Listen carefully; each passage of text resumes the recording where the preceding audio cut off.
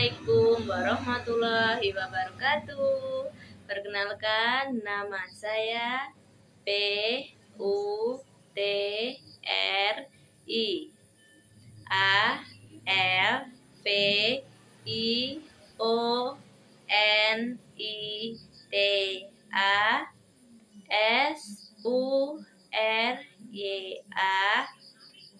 Suryasari. Saya dari prodi PLB, mahasiswa Universitas PGRI Hargopuro Jember. NIM 221F10143. Dosen pengampu Bunda Sugihartati SPD MPD. Saya di sini akan menjelaskan lanjutan dari materi yang kemarin tentang anak daksa untuk tugas UAS, yaitu yang pertama dampak ketunadaksaan. Tidak dapat dipungkiri bahwa fungsi motorik dalam kehidupan manusia sangat penting, terutama jika seseorang itu ingin mengadakan kontak dengan lingkungannya, baik lingkungan sosial maupun lingkungan alam sekitarnya. Maka peran motorik sebagai sarana yang dapat mengantarkan seseorang untuk melakukan aktivitas mempunyai posisi yang dapat mengantarkan seseorang untuk melakukan aktivitas mempunyai posisi yang sangat strategis. Di samping kesertaan indera yang lain, oleh karena itu dengan terganggunya fungsi motorik sebagai akibat dari penyakit, kecelakaan, atau bawaan sejak lahir akan berpengaruh terhadap keharmonisan indera yang lain dan pada gilirannya akan berpengaruh pada fungsi bawaannya. Ditinjau dari aspek psikologis, anak tunadaksa cenderung merasa malu, rendah diri, dan sensitif, memisahkan diri dari lingkungan. Di samping itu, terdapat beberapa problema penyerta bagi anak tunadaksa, yaitu gangguan penglihatan anak tunadaksa. Penelitian tentang kekurangan atau gangguan penglihatan pada anak tunadaksa cerebral palsi menunjukkan bahwa sejumlah besar dari mereka juga mengalami penyimpangan penglihatan. Gangguan pendengaran anak tunadaksa. Masalah lain yang dihadapi oleh anak cerebral palsi adalah gangguan ketajaman pendengaran. Semula ada keraguan bahwa kerusakan otak dapat berpengaruh kepada kemampuan atau ketajaman pendengaran. Sebagaimana kerusakan otak berpengaruh pada kerusakan penglihatan. Hal ini didasari pemikiran bahwa pendengaran tidak memiliki fungsi-fungsi motorik dan berbeda dengan penglihatan yang dibantu otot-otot mata. Kelainan bicara yang dialami anak cerebral palsi antara lain dysarthria atau gangguan bicara pada bagian artikulasinya akibat lemahnya pengontrolan gerak. Delayed speech, gangguan bicara karena keterbelakangan mental dan disfungsinya otak. Voice disorder atau gangguan pita suara, stuttering atau gagap, serta apasia, gangguan bahasa verbal. Gangguan persepsi anak tunadaksa. Gangguan lain yang bersifat psikologis dari anak cerebral palsi adalah gangguan persepsi. Persepsi dalam beberapa referensi disepakati mencakup pendengaran atau auditori, penglihatan atau visual, sentuhan atau taktile, serta kepekaan modalitas yang lain. Secara kuantitatif, anak tunadaksa ortopedia tidak menunjukkan perbedaan dengan yang lain. Sebab, dalam beberapa studi, memang tidak terbukti dan problem penyesuaian diri lebih banyak terjadi pada anak tunadaksa ortopedi. Maka harus dilihat dari 3 segi, yaitu 1. Sikap lingkungan masyarakat terhadap ketunadaksaan yang diderita anak. 2. Sikap lingkungan keluarga terhadap ketunadaksaan yang diderita anaknya. Ketiga, reaksi penderita sendiri terhadap sikap lingkungan dan terhadap kecacatannya. Dapat disimpulkan bahwa masalah untuk anak tunadaksa bukan saja karena kondisi fisiknya yang berkelainan, melainkan masalah sosial dan psikologis pun harus turut diperhatikan. Perkembangan emosi anak tunadaksa. Banyak masalah yang muncul sehubungan dengan sikap dan perlakuan anak-anak normal yang berinteraksi dengan anak-anak tunadaksa. Beberapa peneliti menunjukkan bahwa usia ketika ketunadaksaan mulai terjadi turut mempengaruhi perkembangan emosi anak tersebut. Anak tunadaksa sejak kecil mengalami perkembangan emosi sebagai tunadaksa secara bertahap.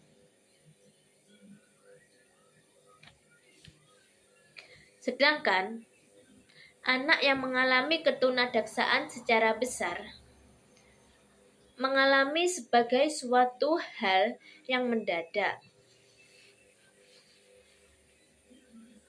Di samping anak yang bersangkutan pernah menjalani kehidupan sebagai orang yang normal, sehingga keadaan tunadaksa dianggap sebagai suatu kemunduran dan sulit untuk diterima oleh anak yang bersangkutan. Dukungan orang tua dan orang-orang sekelilingnya merupakan hal yang sangat berpengaruh terhadap perkembangan kehidupan emosi anak tunadaksa.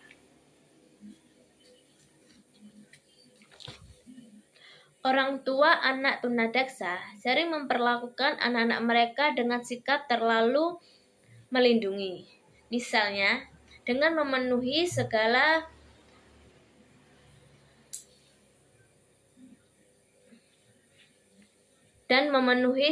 berlebihan.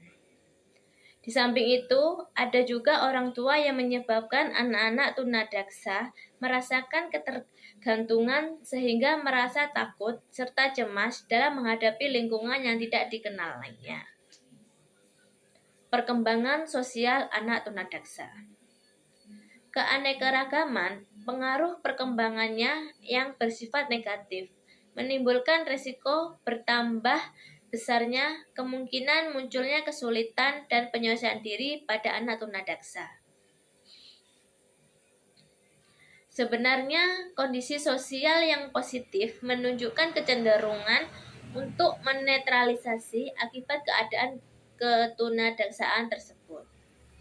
Dampak atau tidak nampaknya keadaan tunadaksa itu merupakan faktor yang penting dalam penyelesaian diri anak tunadaksa dengan lingkungannya. Karena hal itu sangat berpengaruh terhadap sikap dan perlakuan anak-anak normal terhadap anak-anak tunadaksa.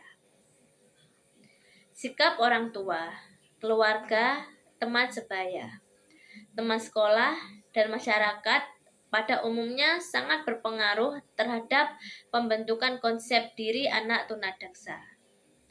Dengan demikian, akan mempengaruhi respon sebagian terhadap lingkungannya.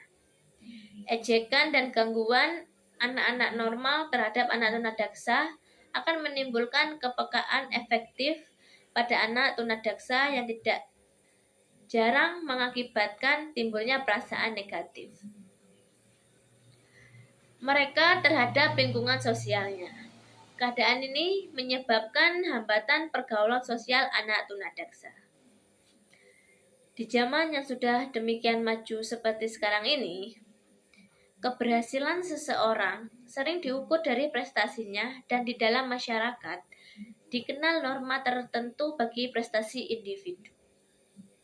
Keterbatasan kemampuan anak tunadaksa seringkali menyebabkan mereka menarik diri dari pergaulan masyarakat yang mempunyai prestasi yang jauh di luar jangkauannya.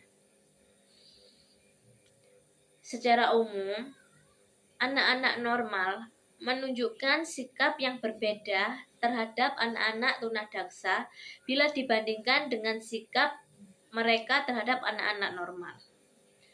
Demikian pula hanya sikap guru.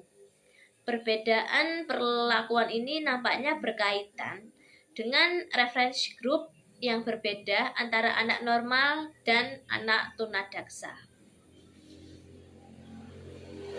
Layanan pendidikan anak tunadaksa dalam setting inklusif. Layanan pendidikan anak tunadaksa memiliki substansi-substansi, di antaranya mengenai tujuan pendidikan anak tunadaksa, tempat pendidikan, sistem pendidikan, pelaksanaan kegiatan belajar mengajar bagi anak tunadaksa.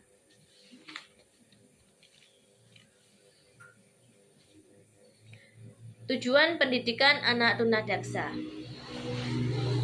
Tujuan pendidikan anak tunadaksa mengacu pada Peraturan Pemerintah Nomor 72 Tahun 1991 agar peserta didik mampu mengembangkan sikap, pengetahuan, dan keterampilan sebagai pribadi maupun anggota masyarakat dalam mengadakan hubungan timbal balik dengan lingkungan sosial,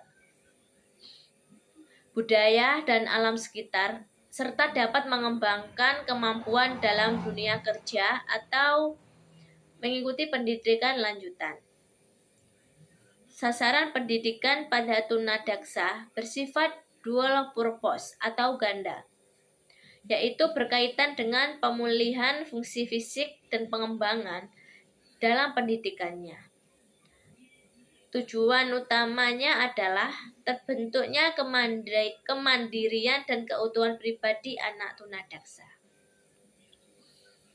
Pendidikan anak tunadaksa perlu mengembangkan 7 aspek, yaitu 1. Pengembangan intelektual dan akademik. Pengembangan aspek ini dapat dilaksanakan secara formal di sekolah melalui kegiatan pembelajaran di sekolah khusus anak tunadaksa atau SLBD. Tersedia seperangkat kurikulum dengan semua pedoman pelaksanaannya. Namun, hal yang lebih penting adalah pemberian kesempatan dan perhatian khusus pada anak tunadaksa untuk mengoptimalkan perkembangan intelektual dan akademiknya. Yang kedua, membantu perkembangan fisik. Dalam proses pendidikan, guru harus turut bertanggung jawab terhadap pengembangan fisiknya dengan cara bekerja sama dengan staf medis. Hambatan utama dalam belajar adalah adanya gangguan motorik. Oleh karena itu, guru harus dapat mengatasi gangguan tersebut sehingga anak memperoleh kemudahan dalam mengikuti pendidikan. Guru harus membantu memelihara kesehatan fisik anak, mengoreksi gerakan anak yang salah, dan mengembangkan ke arah gerak yang normal. Ketiga, meningkatkan perkembangan emosi dan penerimaan diri anak. Dalam proses pendidikan, para guru bekerja sama dengan psikolog, harus menanamkan konsep diri yang positif terhadap ketunaan agar dapat menerima dirinya. Hal ini dapat dilakukan dengan menciptakan lingkungan sekolah yang kondusif sehingga dapat mendorong terciptanya interaksi yang harmoni. Selanjutnya, mematangkan aspek sosial. Aspek sosial meliputi kegiatan kelompok dan kebersamaannya perlu dikembangkan dengan pemberian peran kepada anak tunadaksa agar turut serta bertanggung jawab atas tugas yang diberi serta dapat bekerja dengan kelompoknya. Yang kelima, mematangkan moral dan spiritual. Dalam proses pendidikan perlu diajarkan kepada anak tunadaksa tentang nilai-nilai norma kehidupan dan keagamaan untuk membantu mematangkan moral dan spiritual. 6. Meningkatkan ekspresi diri.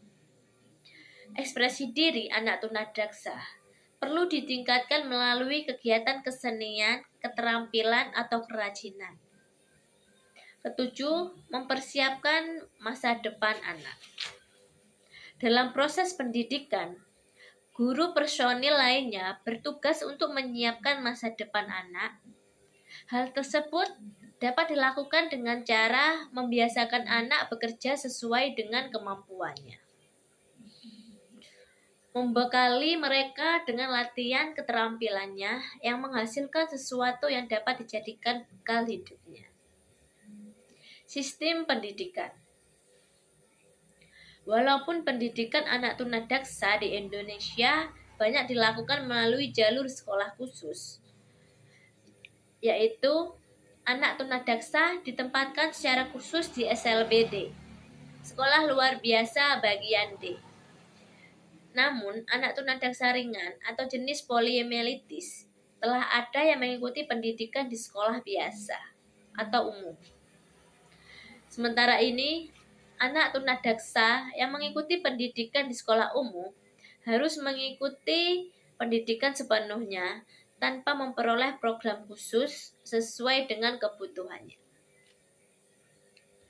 Akibatnya, mereka memperoleh nilai hanya berdasarkan hadiah, terutama dalam mata pelajaran yang berkaitan dengan kegiatan fisik atau Astati 2000. Sehubungan dengan itu, KIR 1986 mengemukakan bahwa adaptasi pendidikan anak tunadaksa apabila ditempatkan di sekolah umum adalah penempatan di kelas reguler. Hal-hal yang perlu diperhatikan adalah menyiapkan lingkungan belajar tambahan sehingga memungkinkan anak tunadaksa untuk bergerak sesuai dengan kebutuhannya. Misal, membangun trotoar, pintu agak besar sehingga anak dapat menggunakan kursi roda. Kedua, menyiapkan program khusus untuk mengajar ketinggalan anak tunadaksa karena anak sering tidak masuk sekolah. 3. Guru harus mengadakan kontak secara intensif dengan siswanya untuk melihat masalah fisiknya secara langsung. Keempat, perlu mengadakan rujukan ke ahli terkait apabila timbul masalah fisik dan kesehatan yang lebih parah. Penempatan di ruang sumber belajar dan kelas khusus. Murid yang mengalami ketinggalan dari temannya di kelas reguler karena ia sakit-sakitan diberi layanan tambahan oleh guru di ruangan sumber. Murid yang datang ke ruang sumber tergantung pada materi pelajaran yang menjadi ketinggalannya. Sedangkan siswa yang mengunjungi kelas khusus biasanya anak yang mengalami kelainan fisik tingkat sedang dengan inteligensia normal. Misal, anak yang tidak dapat berbicara, maka ia perlu masuk kelas khusus sebagai persiapan anak untuk memasuki kelas reguler. Karena selama anak di kelas khusus ia sering bermain, ke kantin, dan upacara bersama dengan anak normal. Untuk siswa kelas reguler. Kebutuhan pendidikan bagi anak tunadaksa. Anak tunadaksa secara umum hampir tidak memerlukan program pembelajaran yang berbeda dengan anak normal lainnya. Bahkan, sebagian dari mereka, khususnya yang mengalami gangguan ortopedi, memiliki kemampuan kognisi yang relatif baik seperti halnya teman-teman yang normal lainnya. Ada 3 hal yang perlu diperhatikan dan dipertimbangkan oleh guru sebelum melaksanakan kegiatan pelajaran di kelas, yaitu keluasan gerak. Derajat gangguan fisik yang dialami oleh tunadaksa sangat bervariasi dan dari yang ringan sampai yang berat. Berkaitan dengan kebervariasian tersebut, maka hal penting yang harus diperhatikan oleh guru adalah bagaimana agar anak dapat mengakses ke semua penjuru layanan pendidikan di sekolah dengan memperhatikan keleluasan gerak anak. Masalah akses utama adalah berkaitan dengan akses menuju gedung sekolah, ruang kelas, dan fasilitas sekolah yang lain. Latihan keterampilan menolong diri atau self-help. Anak-anak berkelainan fisik dalam beberapa hal sangat membutuhkan latihan batu diri, self-help. Self-help sangat dibutuhkan anak, terutama yang berkaitan dengan aktivitas mereka sehari-hari, baik di sekolah, rumah, maupun di lingkungan umum. Hal tersebut diharapkan anak bisa mandiri dan tidak terlalu tergantung pada orang lain. Contoh, kegiatan makan dan minum. Kegiatan yang melibatkan motorik halus, seperti menggambar, menulis, dan melipat. Kebutuhan psikososial. Hambatan fisik pada anak memiliki pengaruh yang cukup besar terhadap perkembangan psikologisnya. Hasil-hasil penelitian menunjukkan bahwa tunadaksa memiliki kesulitan dalam mengembangkan sense of self-esteem yang positif dan mengalami kecemasan yang lebih besar dibandingkan anak normal lainnya. Harvey dalam Irianto 2010 bagi 63. Untuk mendukung agar anak tunadaksa memiliki sifat sense of esteem yang positif. Strategi membantu anak tunadaksa agar berhasil di sekolah. Bagi siswa, berkelainan fisik dalam belajar di sekolah membutuhkan lingkungan yang kondusif, baik lingkungan fisik, psikologis, maupun sosial.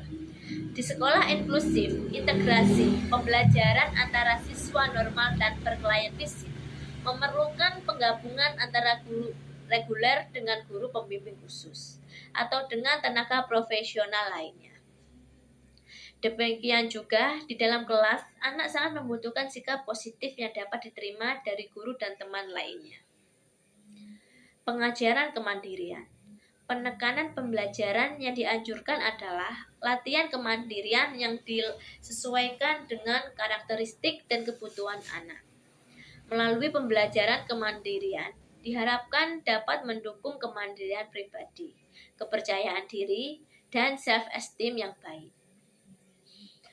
Beberapa pengajaran kemandirian yang disarankan yaitu kemandirian dalam hal belajar, aktivitas kehidupan sehari-hari, dan komunikasi atau sosialisasi dengan teman sebaya, guru, maupun orang dewasa lainnya. Belajar kelompok. Belajar kelompok dalam penerapan di sekolah memiliki nilai positif, terutama dalam membaurkan anak tunadaksa dengan anak normal di kelas yang bersangkutan. Dengan belajar kelompok tersebut, diharapkan dapat berbentuk sikap positif anak yang saling menghargai, saling mengerti, saling toleransi, yang akhirnya dapat meniadakan atau meminimalisir kecurigaan negatif di antara satu dengan yang lainnya. Team teaching. Hal terpenting dalam upaya pembentukan kelas atau sekolah inklusi adalah perlunya pendidikan bekerja sama dalam memberikan layanan pendidikan yang se-efektif mungkin bagi semua anak, bagi anak berkelainan fisik maupun anak normal. Beberapa keuntungan tim teaching menurut Cohen dalam Irianto 2010 bagi 65. Pembelajaran di sekolah inklusif antara lain terciptanya suatu rancangan pembelajaran yang efektif, menciptakan atau menghasilkan pemecahan masalah yang terukur, menumbuhkan harga diri, meningkatkan kemampuan komunikasi, meningkatkan kemampuan sosial yang lebih efektif dan efisien, menambah wawasan akademis yang lebih mumpuni. Pelaksanaan kegiatan pembelajaran. Dalam pelaksanaan pembelajaran, akan dikemukakan hal-hal yang berkaitan dengan keterlaksanaannya, yaitu perencanaan kegiatan pembelajaran. Sehubungan dengan perencanaan kegiatan pembelajaran bagi anak tunadaksa, Ronaldo L. Taylor 1984 mengemukakan apabila penyandang cacat menerima pelayanan pendidikan di sekolah formal, maka ia harus memperoleh pelayanan pendidikan yang diindividualisasikan. Adapun langkah-langkah utama dalam merancang suatu program pendidikan individual atau PPI yaitu membentuk tim PPI atau tim penilai program pendidikan yang diindividualisasikan atau TP3I yang mencakup guru khusus, guru reguler, diagnostician, kepada kepala sekolah, orang tua, siswa, serta personel lain yang diperlukan. Menilai kekuatan dan kelemahan serta minat siswa yang dapat dilakukan dengan assessment. Mengembangkan tujuan-tujuan jangka panjang dan sasaran-sasaran jangka pendek. Merancang metode dan prosedur pencapaian tujuan. Menentukan metode dan evaluasi kemajuan. Prinsip pembelajaran. Ada beberapa prinsip utama dalam pembelajaran pendidikan pada anak tunadaksa, antara lain prinsip multisensori atau banyak indera. Proses pendidikan anak tunadaksa sedapat mungkin memanfaatkan dan mengembangkan indera-indera yang ada dalam diri anak, karena banyak anak tunadaksa yang mengalami gangguan indera. Dengan pendekatan multisensori, kelemahan pada indera lain dapat difungsikan sehingga dapat membantu proses pemahaman. Prinsip individualisasi. Individualisasi mengandung arti bahwa titik tolak layanan pendidikan adalah kemampuan anak secara individual. Model layanan pendidikannya dapat berbentuk klasikal dan individual. Dalam model klasikal, layanan pendidikan diberikan pada kelompok individu yang cenderung memiliki kemampuan yang hampir sama, dan bahan pelajaran yang diberikan pada masing-masing anak sesuai dengan kemampuan mereka masing-masing. Penataan lingkungan belajar. Berhubungan anak tunadaksa mengalami gangguan motorik, maka dalam mengikuti pendidikan membutuhkan perlengkapan khusus dalam lingkungan belajarnya.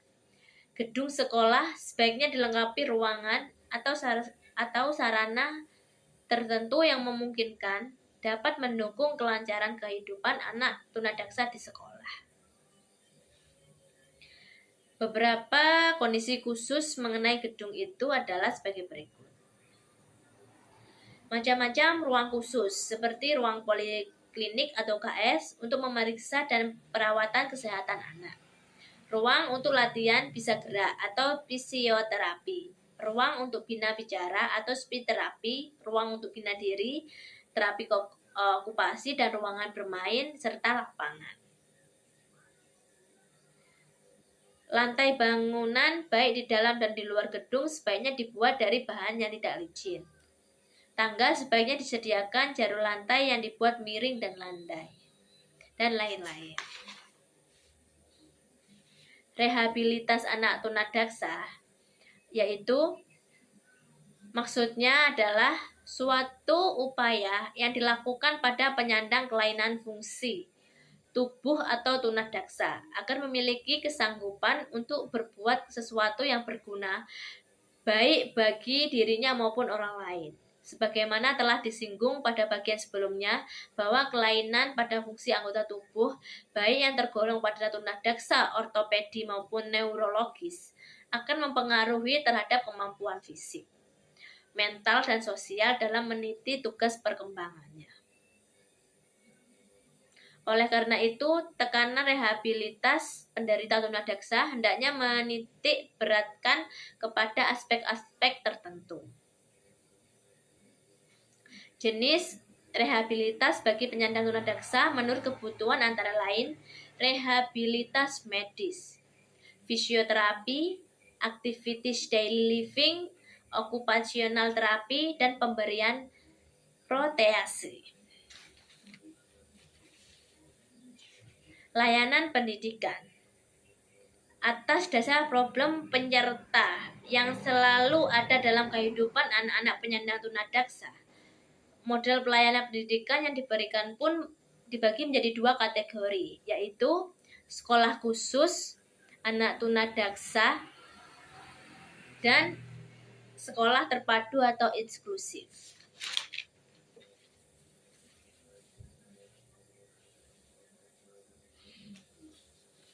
Sekolah khusus anak tunadaksa ringan pertama atau SLBD. Kategori sekolah SLBD ini ditunjukkan untuk anak tunadaksa yang memiliki masalah ringan dan tidak mengalami retardasi mental, yaitu penderita tunadaksa yang intelektualnya dalam garis rata-rata yang tinggi atau bagus. Bahkan bisa dikatakan di atas rata-rata normal atau di atas intelektual anak reguler.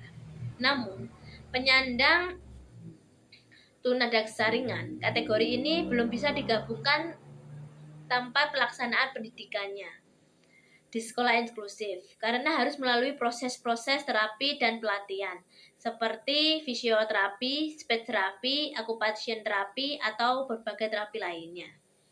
Sekolah khusus untuk anak tunadaksa ringan kedua atau SLB D1. Kategori sekolah khusus SLB D1 ini lebih ditunjukkan kepada anak penderita tunadaksa yang memiliki intensitas permasalahan dalam pengelola emosionalnya. Pandangan berpikir atau campuran keduanya dan disertai masalah retardasi mental. Tetapi anak-anak yang berada dalam kategori tunadaksa sedang ini memiliki garis intelektual yang standar atau bisa dikatakan lebih rendah di bawah anak-anak reguler lainnya. Sekolah terpadu atau inklusif. Pelayanan sekolah terpadu ini lebih ditunjukkan untuk anak penderita tunadaksa yang memiliki permasalahan relatif ringan, tidak memiliki masalah penyerta retardasi mental. Pelayanan sekolah terpadu ini memiliki arti lain bahwa pelaksanaan pendidikannya menyatu dengan anak reguler di sekolah umum. Penyandang tunadaksa dengan permasalahan ringan dianggap mampu dalam mengatasi masalah yang diderita, seperti masalah fisik, intelektual, dan emosional. Maka kesimpulannya, anak-anak menggunakan kebutuhan spesifik ABK. Artinya, anak-anak luar biasa yang harus dilayani dengan kebutuhan spesifik. Anak-anak dengan kebutuhan spesifik adalah anak-anak dengan ciri spesifik yang tidak sinkron, asal anak-anak secara awam tanpa sengaja menunjukkan ketidakmampuan mental, emosional, dan fisik. Tunadaksa adalah gangguan motorik yang terjadi pada seseorang seperti halnya kelainan pada anggota tubuh. Lebih jelasnya, bahwa tunadaksa ini ialah semacam gangguan yang dialami dikarenakan hambatan dalam fungsi gerak. Sekian dari saya. Wassalamualaikum warahmatullahi wabarakatuh.